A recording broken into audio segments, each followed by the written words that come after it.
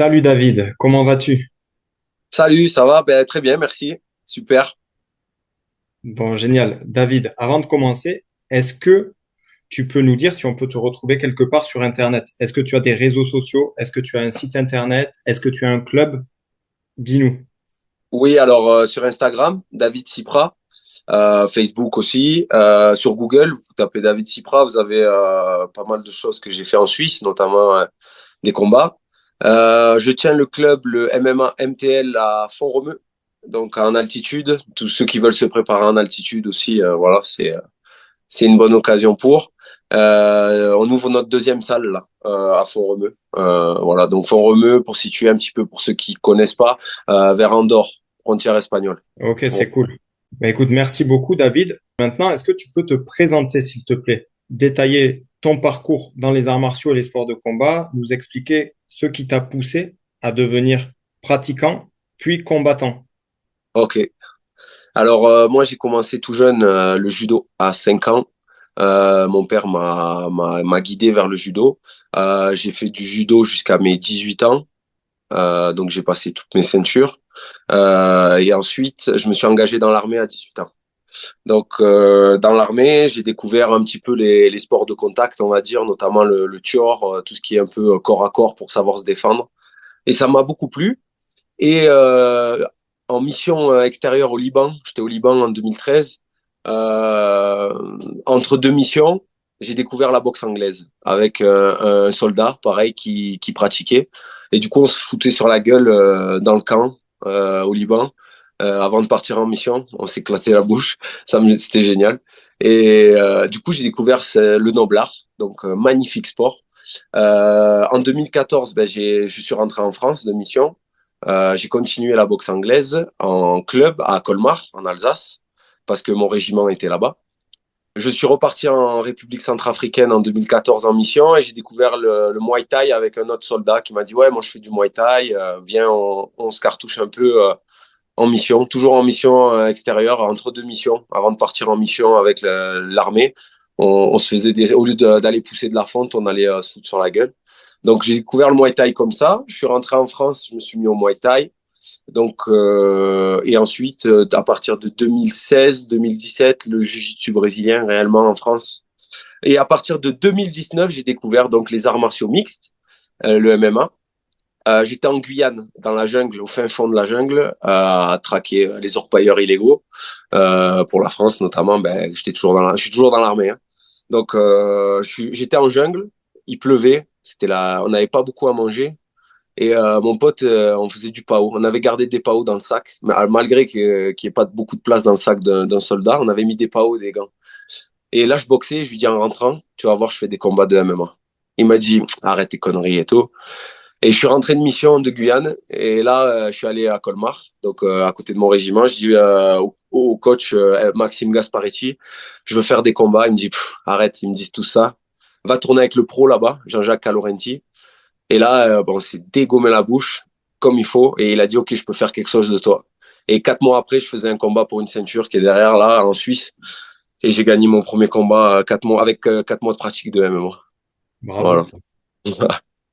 Voilà. Et depuis, j'ai pas lâché depuis 2019. Je charbonne tous les jours. D'accord. Et là, du coup, t'es quoi? T'es amateur? T'es pro? Alors là, je bascule pro sous l'Hexagone MMA, l'organisation française Hexagone. Ça va être mon premier combat pro le 14 septembre à Colmar, notamment du coup à côté de mon ancien régiment. Donc moi, D'accord. maintenant, j'ai été muté à côté de Font-Romeu avec l'armée, mais j'ai commencé à Colmar et du coup, il y aura tous mes soldats derrière pour me soutenir. Bah, c'est cool. On te souhaite bonne chance. Ouais, merci. Avec Merci. plaisir. Et du coup, toi, c'est quoi qui t'a poussé à devenir compétiteur? Ben, dans la vie, comme dans mon travail, à l'armée notamment, on pousse toujours le plus. On veut toujours le plus. On veut toujours le meilleur. On veut toujours. J'étais dans une unité un peu spécialisée, donc il y a des tests pour entrer. Il faut être le meilleur. Donc depuis que je suis petit, j'essaye toujours d'être le meilleur dans ce que je fais. Donc bien évidemment que quand on découvre une discipline comme le MMA, on a envie d'être le meilleur, même s'il y a toujours meilleur, bien sûr, hein, dans tout ce qu'on fait, mais de se dépasser d'exploser les limites à laquelle on pense ne pas pouvoir les dépasser, les exploser. Et c'est ça qui me plaît en fait, c'est vraiment dépasser toujours les limites et on peut toujours débloquer un petit plus, un petit plus, un petit plus. Et c'est ça qui m'attire beaucoup. D'accord. Ok, ok. Et du coup, tu nous disais que tu avais une salle à Font-Romeu. Ouais. Euh, alors, tu as dit que si des combattants voulaient venir se préparer, que tu pouvais les recevoir. Du coup, justement, tu peux leur apporter quoi? Alors là, c'est un complexe sportif qui se nomme Altifit, qui nous a ouvert les portes, qui nous a créé un espace MMA. On a une deuxième salle dans Montlouis, c'est à côté de Font-Romeu, dans le Centre national d'entraînement commando. C'est un centre de formation pour l'armée de terre, la marine et l'armée de l'air, dont je suis formateur à l'intérieur. Donc on a deux salles en altitude avec 57 adhérents. 57 adhérents et on a 15 compétiteurs amateurs à peu près qui commencent à avoir un bon niveau. Et nous, ce qu'on aimerait créer, en fait, c'est des stages en altitude. Ce qu'on peut leur apporter, notamment, ben, c'est le logement, bien sûr, l'accès à la salle, la découverte un petit peu de tout ce qui est montagne, escalade, descente en rappel, des choses comme ça, pendant le stage de MMA, ou alors purement un stage axé sur des préparateurs physiques qui profitent des bénéfices de... On est à 1700 mètres d'altitude. Donc, en fait, c'est un gros bienfait pour les globules rouges et tout ce qui est préparation physique, notamment pour les combats pro ou amateurs. D'accord. J'ai cru comprendre, enfin, c'est pas que j'ai cru comprendre, mais je sais de source sûre que tu connais bien Benoît Saint-Denis. Ben, bien, c'est un grand mot, c'est un grand mot, bien. Je suis allé tourner avec lui il y a 3 semaines là, dans sa salle à Sifit à Bayonne. Et en fait, c'est mon manager qui a réussi à trouver ça, Rudy. Voilà, big up à Rudy, hein, si, On va en s'il nous parler regarde. après. Ouais, voilà. Donc, il a réussi, il connaissait la femme de Benoît. Et apparemment, il recherchait un peu de monde pour du sparring. Donc, ben, moi, j'ai répondu présent tout de suite, hein. C'est un honneur d'aller tourner avec Benoît parce que ben, déjà, il a servi son pays dans les forces spéciales à Bayonne. Et puis, c'est un exemple à suivre dans le MMA, je pense. Donc, de ce fait, j'ai pris ma voiture, ma tente Quechua. Je suis parti à Bayonne en mode, voilà, je dors dehors, c'est pas grave. Et au final, il y a Gracie Allégeance qui m'a prêté, je les remercie, leur sofa sur l'entrée. Et la journée, je m'entraînais un petit peu avec Benoît, un petit peu à Gracie Allégeance. Donc, c'était une super expérience. Et de par cette expérience, tout le mois d'août, je retourne à Bayonne, justement, me préparer à Sifit à Bayonne, dans cette salle. D'accord, c'est cool. C'est Ouais, cool. carrément. Alors, du coup, tu as parlé de Rudy. J'allais y venir, mais j'allais te demander si tu avais quelqu'un qui t'aidait à gérer ta carrière. Mais tu as déjà parlé de Rudy, donc qu'est-ce que tu peux nous dire sur Rudy, justement? Alors Rudy, c'est mon manager. Big up à lui déjà, grand monsieur. Euh, il m'a vu combattre sur Internet, au HFC. Je combattais à la Ligue suisse HFC qui se trouve à Bâle. Et j'avais fait une énorme guerre contre un Lyonnais, Kassim Awadji. Une énorme guerre. Il y avait eu fracture des triples fractures. C'était vraiment le combat. On a été élu Fight of the Year, je crois, le combat de l'année. Et de ce combat, il y a Rudy qui m'a envoyé un message et qui m'a dit, OK, ben, t'as un manager, parce que moi je connaissais pas du tout ce milieu-là. Je dis non, pas du tout. Et de fil en aiguille, on a sympathisé et j'ai signé un contrat avec son management. Voilà, donc il gère un peu toute ma carrière professionnelle, ma future carrière professionnelle. D'accord, c'est cool. Voilà. Bon, d'ailleurs, j'en profite pour dire que Rudy, je le connais un peu. Ouais, J'ai fait une formation en sécurité incendie avec lui. ouais, J'étais d'accord. très loin de me douter qu'il était manager de combattants de MMA. Il était l'agent d'un de mes patrons en D'accord. sécurité.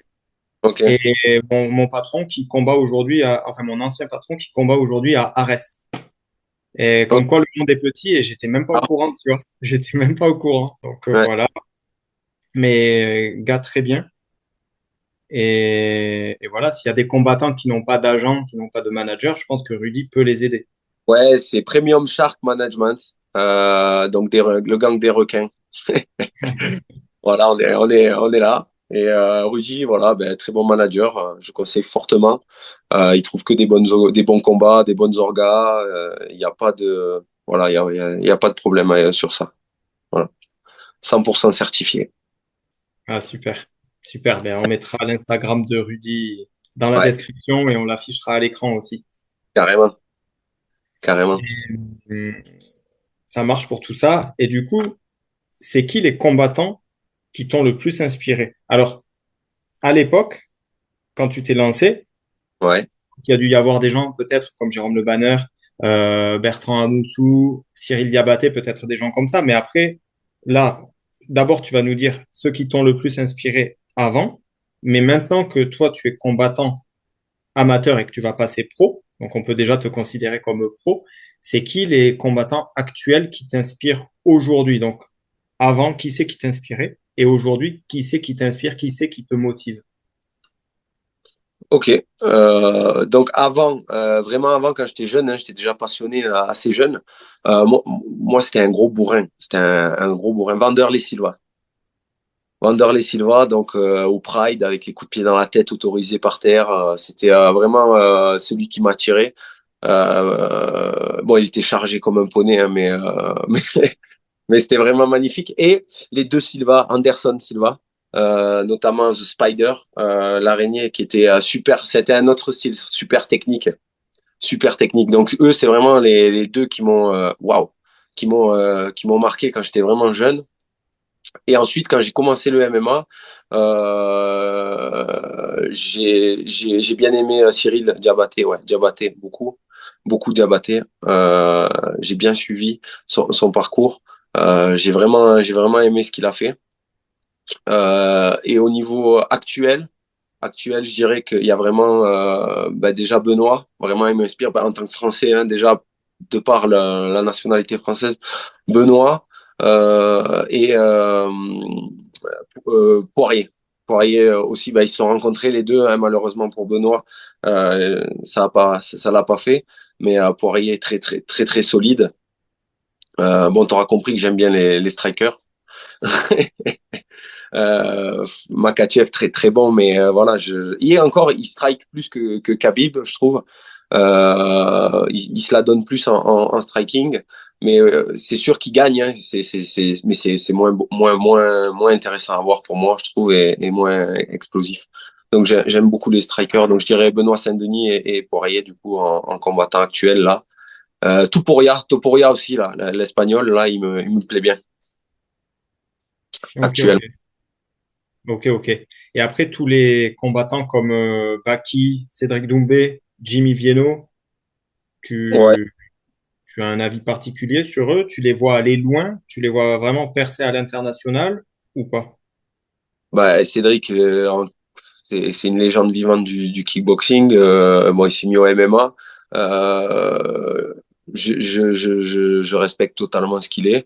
Mais bien sûr qu'ils peuvent aller plus loin les trois. Après, Cédric, j'aime pas trop. Moi, je suis plutôt humble bon, après, c'est son trash talk, tout ça, là, qui est un peu autour du MMA.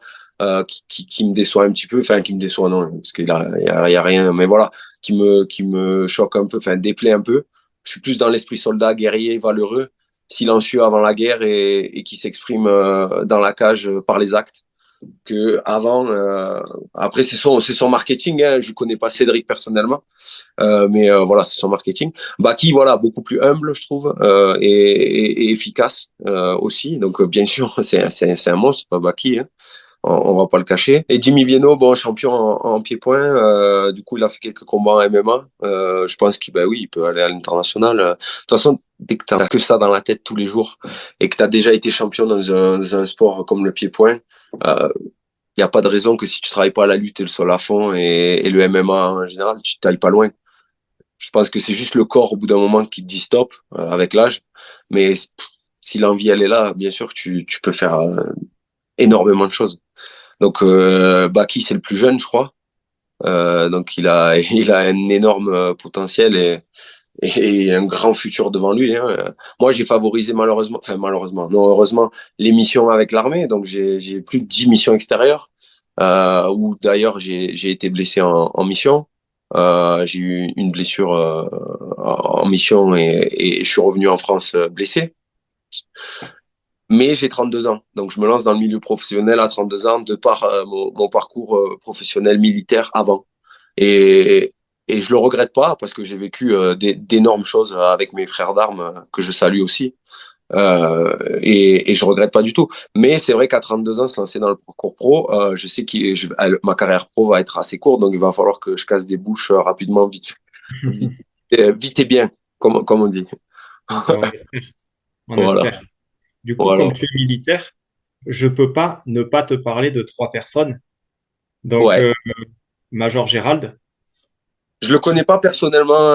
Lui, c'est la Légion étrangère, donc bah, ça a l'air d'être un super gars, le Major. Donc j'aimerais bien faire sa rencontre un jour, si c'est possible. Voilà, on va se croiser, c'est sûr. Donc solide, hein, solide le Major. Je sais qu'il boxait de temps en temps à Marseille, il mettait quelques KO à Marseille, parce que je suis de Marseille à la base. d'accord. Euh, voilà, je viens de Marseille avant de m'engager à Colmar.